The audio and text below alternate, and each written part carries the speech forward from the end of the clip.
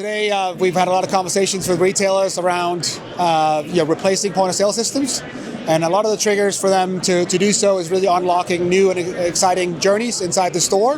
Oftentimes, we talk to retailers that don't have really the capabilities for omni-channel, for looking up the customer purchase histories and really doing outreach and things like that to the customer.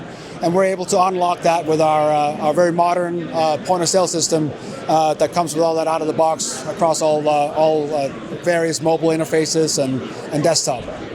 So recently we had a press release around some very exciting and innovative things we're doing from a retail perspective and specifically for point of sale. So our customer-facing display has been released.